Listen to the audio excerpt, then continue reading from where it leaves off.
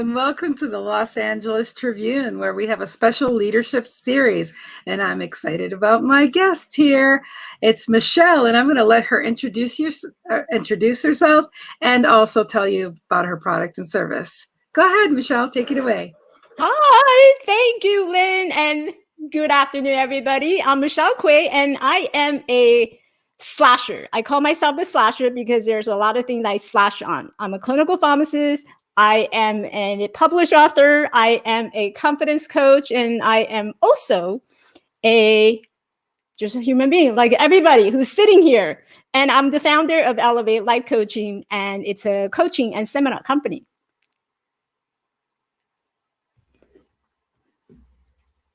You're muted. The wonderful world of technology. Yep. I didn't know you were a slasher. Dun, dun, dun. You see the blade I'm carrying? I love this. So I have so many questions for you. So you're a one-on-one coach, hey? Yes, I am. And will you explain a little bit about your coaching and what's your purpose with it? Yeah, absolutely. So I work one-on-one with entrepreneurs who is looking to create that presence and having that confidence in what they do. So I help people bring out their personal magic by finding that marketable niche so that they can stand out from the crowd. And let's face it, there's a lot of, me too. I'm a coach too. I'm a entrepreneur too. So how do you make yourself stand out? And the way that you stand out is through your authenticity, and it's also through your unique gifts that was given to you by birth. So, so tell me how that would come about. I mean, like, why do you feel like you're the one to explain this? So what is your purpose behind coaching? Because, there's a lot of coaches and stuff. What makes you stand out? So what makes me stand out, I believe, is the value that I have, and authenticity is one of my biggest value. And the way that I had to learn authenticity was from a journey that I was on.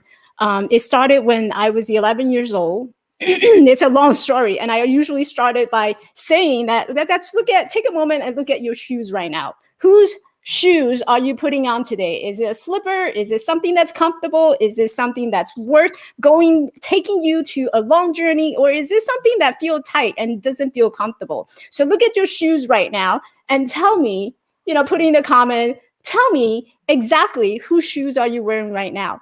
And my journey began when I was 11. I am physically disabled. So for a long time, I didn't have to put on any shoes anymore.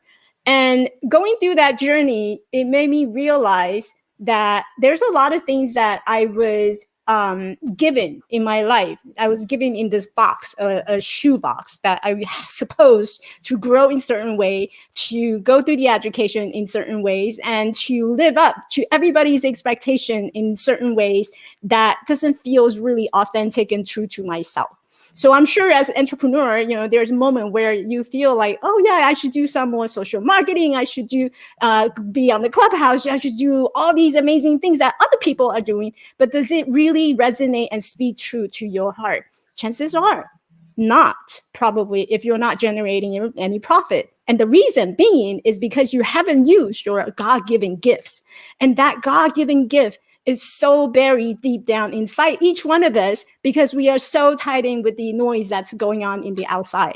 And I was in that space. I was that person who was so busy trying to leave everybody's expectation. I was trying to meet all the ends need, finishing out my education. And one day, and when I was invited to one of my friend's wedding, I noticed that she had this beautiful pair of wedding shoes.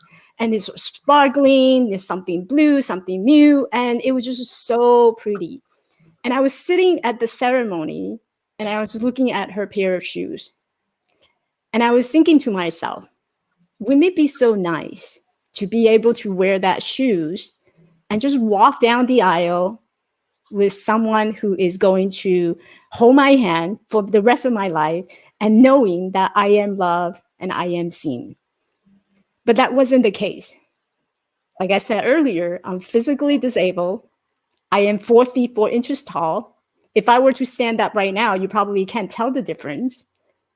And I was sitting there, I'm thinking my entire life I've been using crutches, walking, and people turn and judge the way that I look, the way I walk, and I'm an immigrant. And so when I speak, people talk about my accent as an immigrant.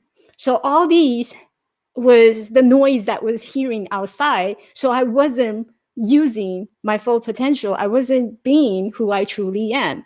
And I started to have a lot of this, they call it the Impassa Syndrome, where you don't really connect to all your success, all the things that you do in your life. And when I look into the mirror, that's exactly what I was doing. My imposter was the imposter to myself.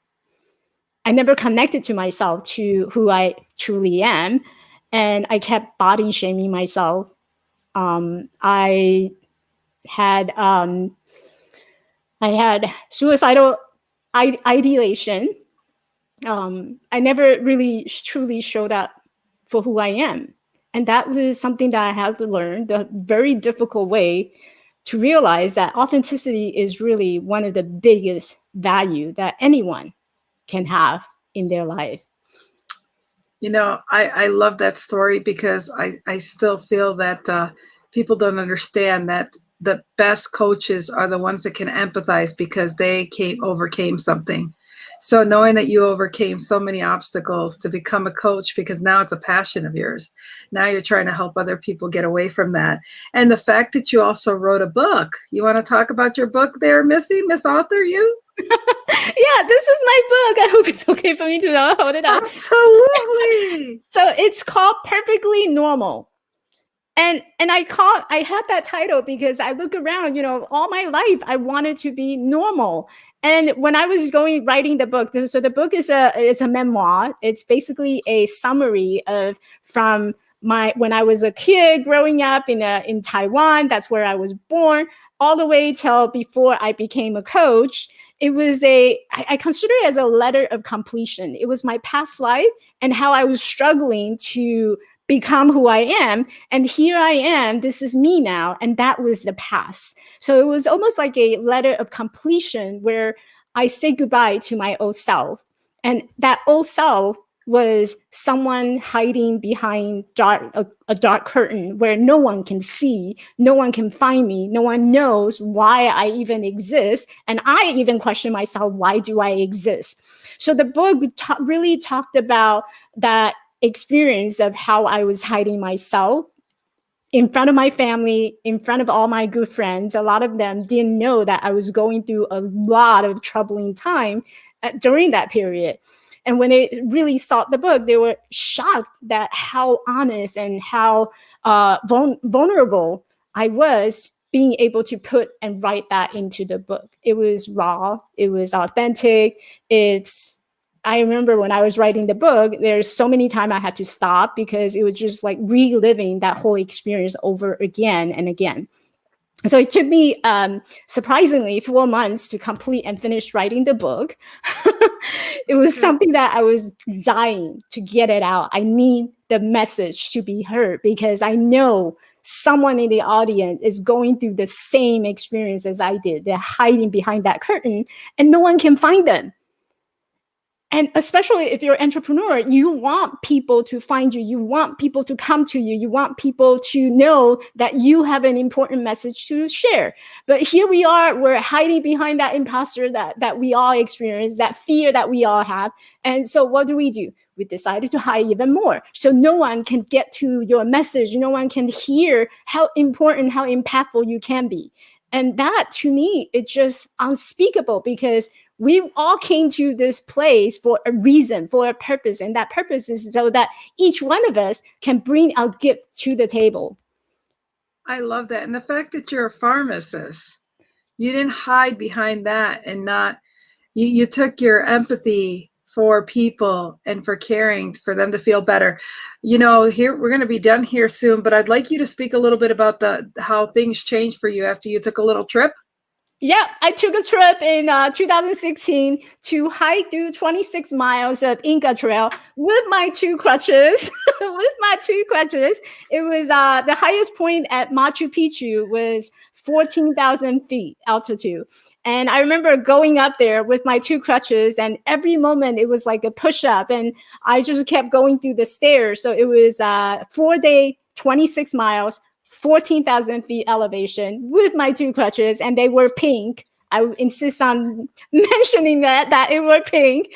And it was just an amazing, transformative journey. And I finally could stand for myself, taking out my message, bringing out to the world. I know someone out there needs to hear about this. Wow. So you took 4 days to go up or 4 days to go there and back? 4 days to go up, and I cheated by taking the train back. Shoot, I would have. You said about conquering, nothing about going back.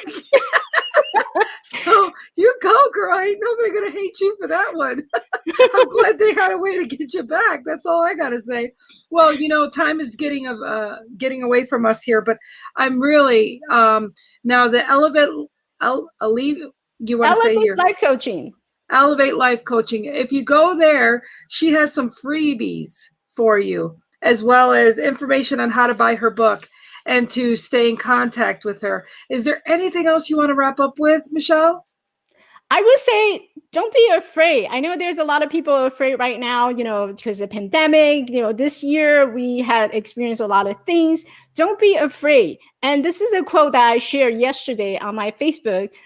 Your voice serves a greater purpose than your fear. So follow your voice, not the fear.